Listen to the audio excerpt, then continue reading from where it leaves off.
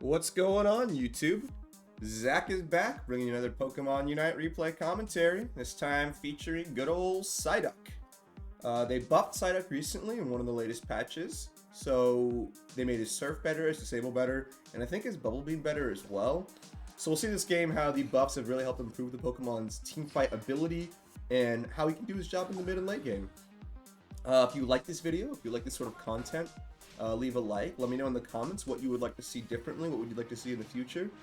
And yeah, subscribe for more stuff like this in the future. I really appreciate everyone's support. The channel grows bit by bit every day, and I love it. Anyway, let's get into the game. We're laning with Charizard. In general, PSYDUCK is going to be tankier than most weaker Pokemon he's laning with.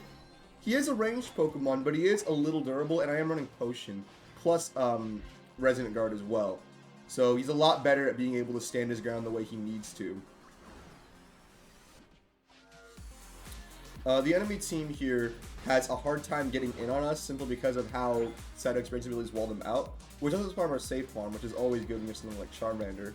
When you have a weaker Pokemon you're laning with, or at least this is my goal, I always try to make it so that he gets his farm and doesn't get killed. And I'll take pressure away from him if I can.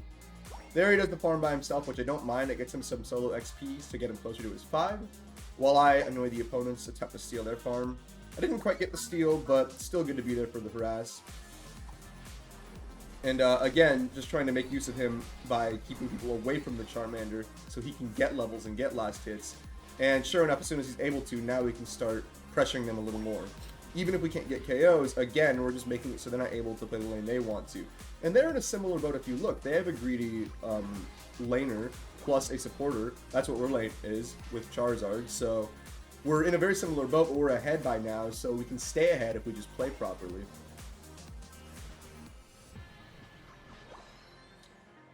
Here I decide that I think we're going to go mid. At least that's my goal. I'm trying to remember what happens this game. Sometimes I record games a little in advance and commentate them afterwards. This is one of those cases. It was another live replay, if you couldn't tell by me being hands-free. The game's still going. Nonetheless, we are going to play here with mid, like I said, with our teammates. Play for the objective. But you notice that I'm not ever moving too far away from the mid area as long as I have people there. If we don't have people there, then I'll play where our people are.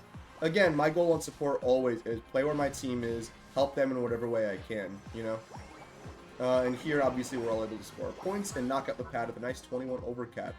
And with the movement speed bonus of Surf, I can get back to the Drago in a timely fashion to do this as well. I've talked a lot in the past about how objectives and momentum are so important in the new map. I will say, as of late, I've experienced a lot of cases where going for the Drago objective isn't really ideal. I would say it's mainly, if you're playing support especially, your call should basically be, do I have my mid laner and maybe one other person going, or can I get my lane partner to go? And if not, you just play lane. You don't want to give the enemy team free goals or free stacks or steal your contested farm for free, because then they're getting an advantage even when you are doing the mid objective. Seeing that I have top, able to take care of that, I decided to make my way bottom and help my lane partner out again. I don't want him to lose down here too much. Unfortunately, they are doing the objective down there, so my thought at this point is, I don't know if we can really stop that, but we can stop them from doing anything else. I do bite off a bit more than I could chew here. Yeah, the arrow is enough to take me out there. But it does buy time for our top lane duo to come on down, help us out, and my team is easily able to start picking up KOs, although we start going down 2. At this point, we've lost 4 for 3, so it's not really a good numbers advantage, and Rhydon has a hard time against Decidueye.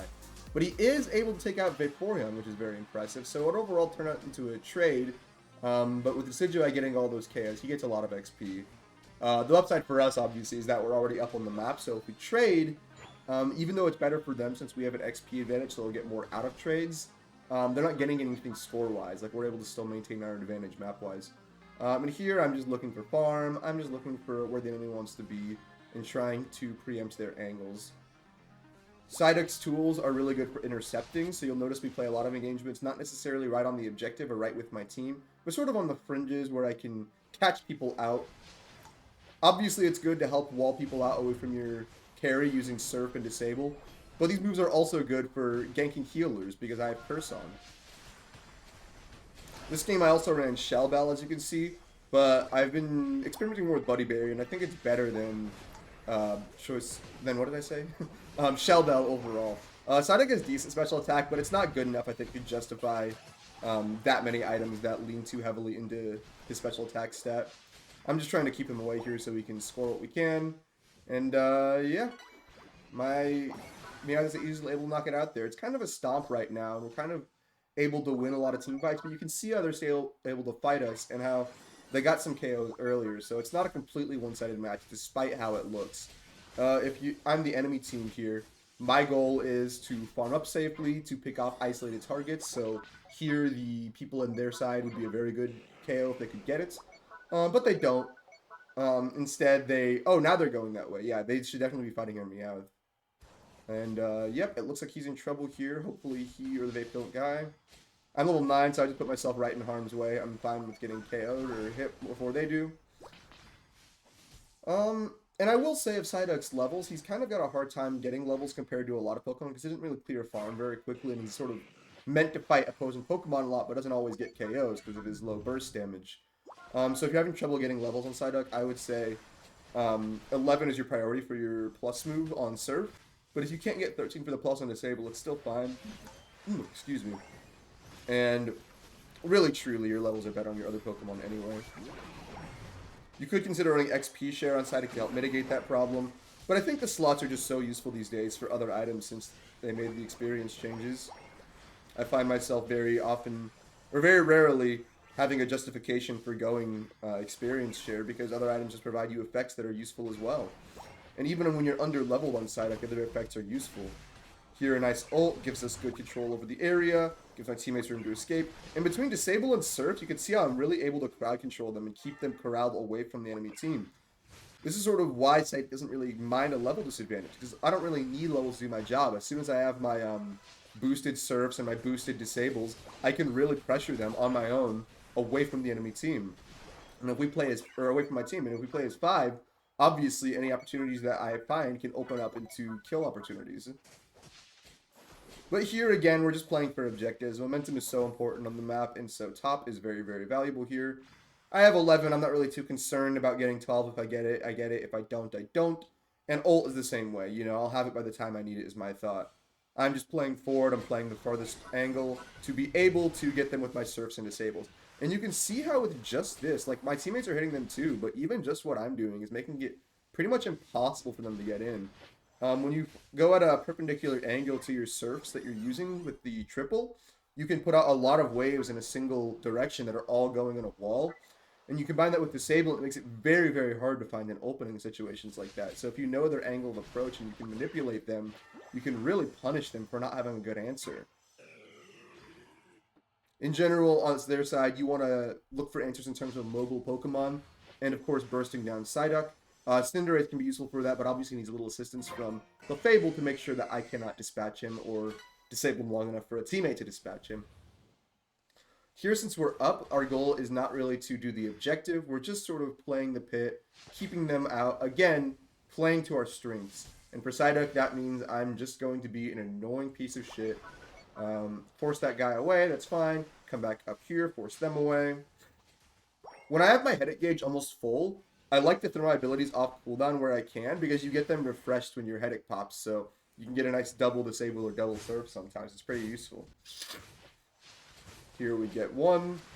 And yep, there's the double. I pop my ult right away with the boost from the headache. While also just keeping the Clefable away from her carry.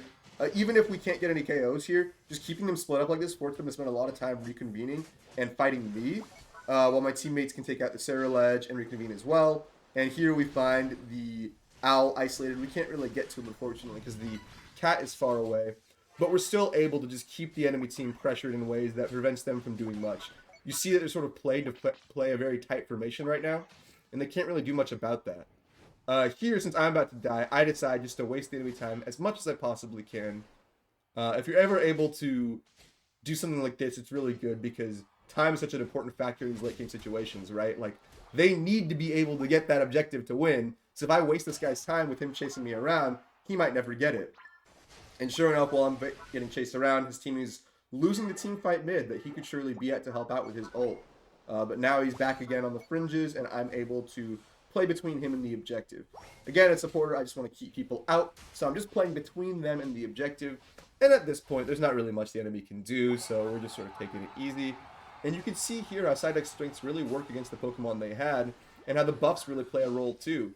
PSYDUCK is doing a lot more damage and able to do a lot more on his own. Disable's effect is a lot better. Surf's effect is better. These moves actually are able to compete in the current metagame, which I like a lot. We'll see here now how the points stacked up in the end. And yeah, look at that. I just realized I forgot to mute the music, so there was no music in this video. But that's okay. It was still a good video, I thought. Hope you all enjoyed. Let me know in the comments what you think. Follow me on Twitch, link in the description. But anyway, thank y'all so much for watching. I really appreciate it. Hope you have a fantastic day. Remember, you matter no matter what. And I don't have much else, so yeah. Peace.